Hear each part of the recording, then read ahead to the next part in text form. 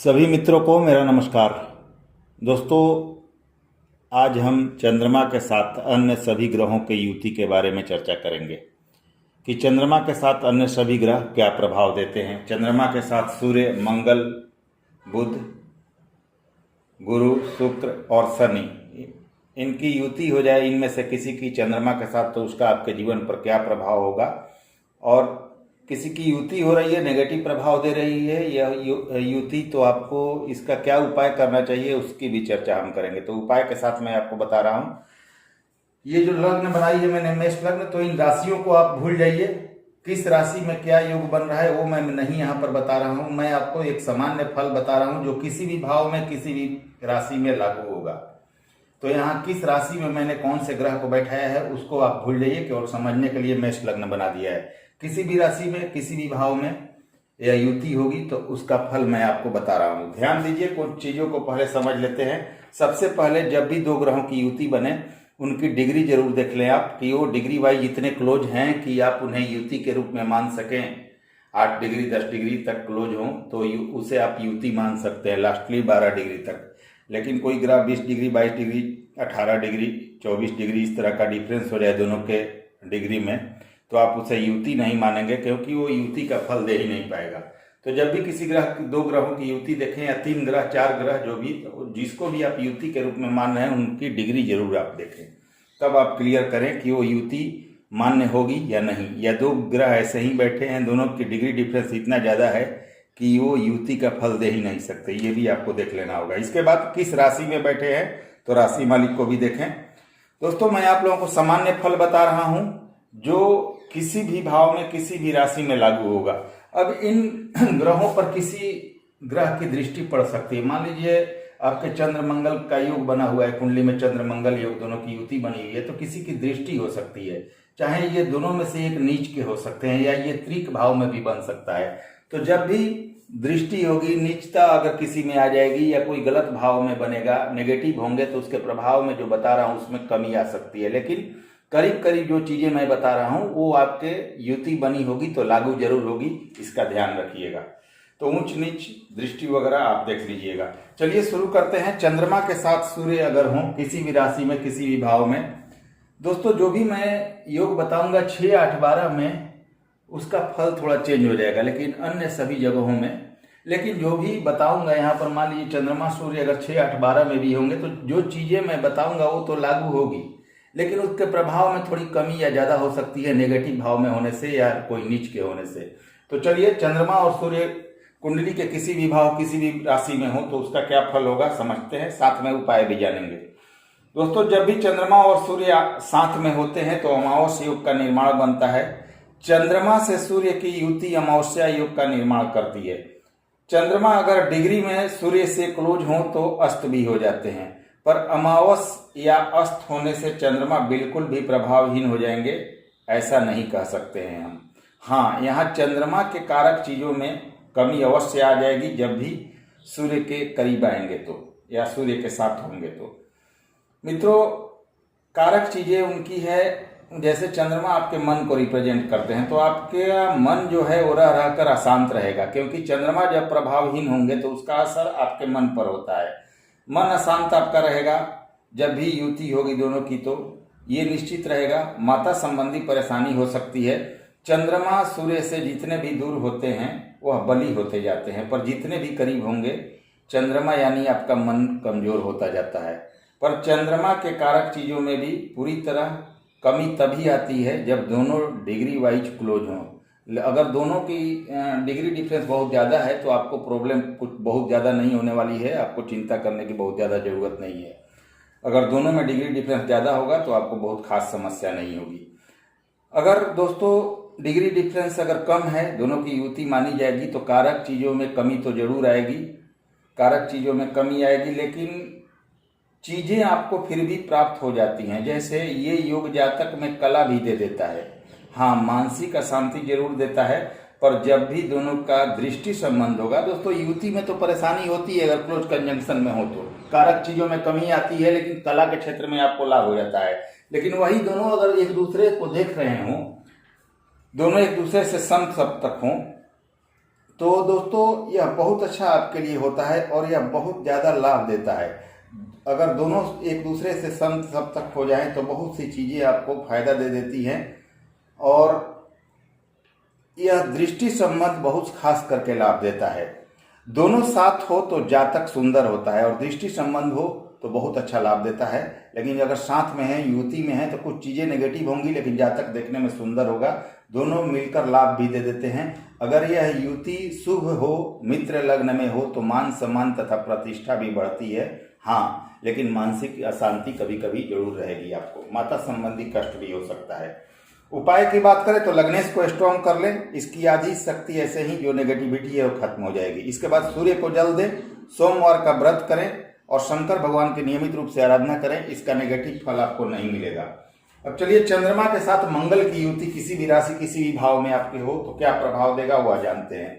दोस्तों, चंद्र मंगल योग होगा। जब भी चंद्रमा और मंगल साथ में होंगे तो यह चंद्र मंगल होगा, चंद्र मंगल योग होगा। दोनों का दृष्टि जो डिग्री डिफरेंस है वो जरूर देख लीजिएगा, क्योंकि चंद्र मंगल योग तभी प्रभावी होगा जब डिग्री डिफरेंस दोनों में बहुत ज़्यादा ना हो, दोनों क्लोज हों। 10 डिग्री 12 डिग्री तक डिफरेंस में होंगे तो वो अपना फल देंगे।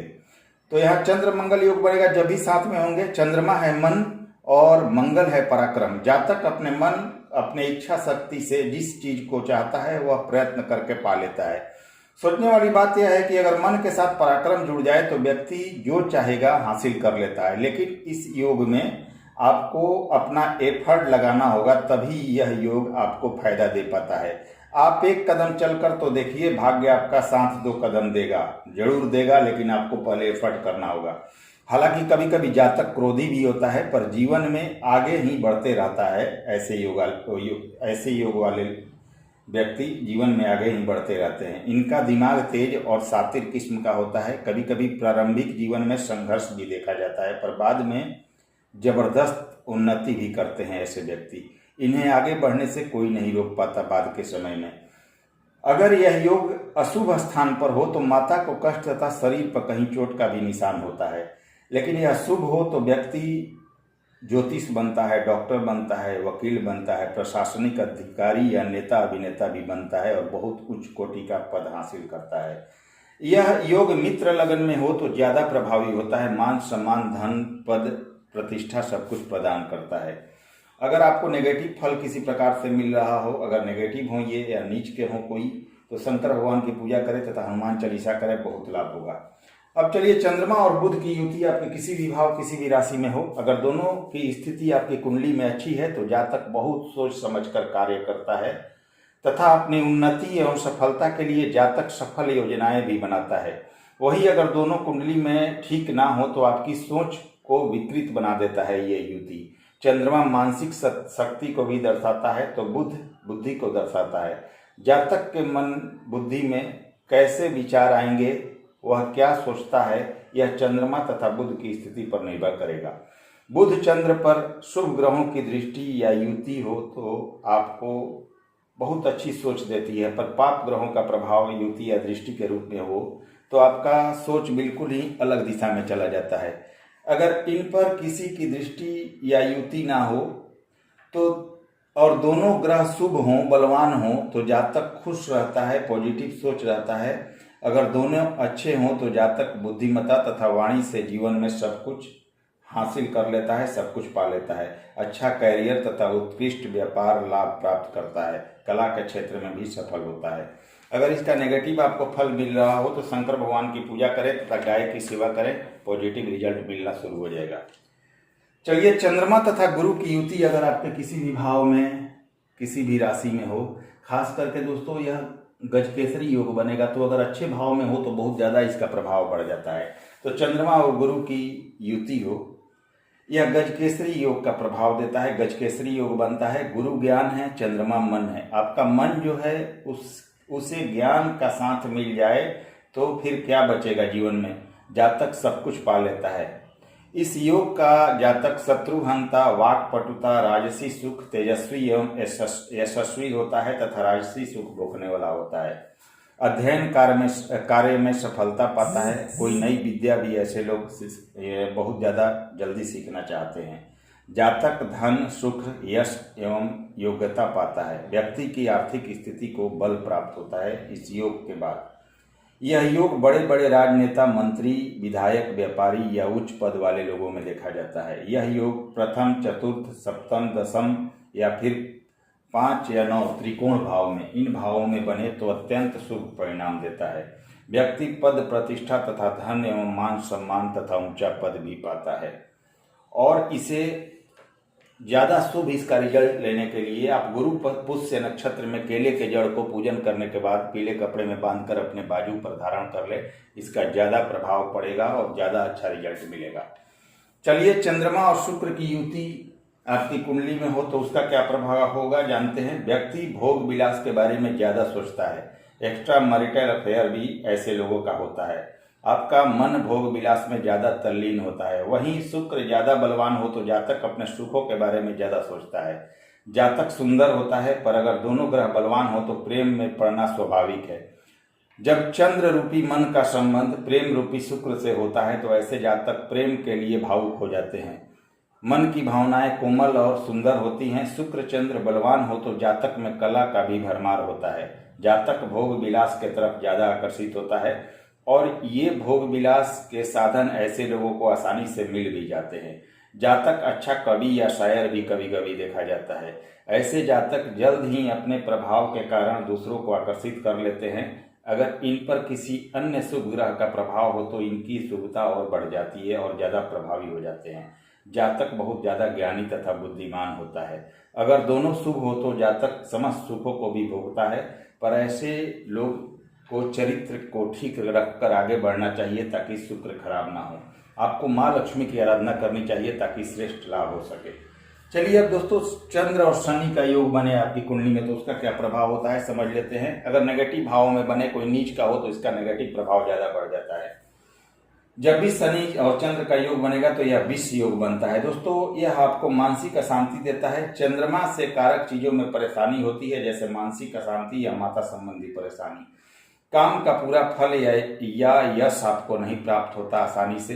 हाँ, अगर शनि लग्नेश के मित्र होकर कुंडली में योग कारक हुए तो यह योग लाभ भी देता है। और बड़ी बात की दोनों की डिग्री जरूर देखें। कभी कभी दोस्तों दोनों की डिग्री देख लीजिए, डिग्री डिफरेंस कितना है, वास्तव में यह मानी भी जाएगी युति या नहीं। कभी कभी वैवाहिक बाधा भी आता है, विवाह में देर भी होता है, लेकिन ये खास प्रभाव अपनी दशा और अंतर्दशा में देता है। इन दोनों का युति और जो विष योग है वो अपनी दशा अंतर्दशा में खास प्रभाव देता है। ऐसे लोग भ्रमित भी जल्दी होते हैं और सही फैसला नहीं कर पाते। पर अगर यह योग वृषभ, तुला, मकर या कुंभ में हो तो लाभ भी देता है। ऐसे लग्न वालों की मानसिक शक्ति भरपूर होती है। ऐसे में सिक्स सेंस भी इनका जागृत रहता है। ज्योतिष रिसर्च या मनोविज्ञान के अध्ययन में यह सफल होते हैं। इनके जीवन का उत्तरार्ध सुखद होता है, पर यह युति तभी लाभकारी होती है जब शनि बलवान हो।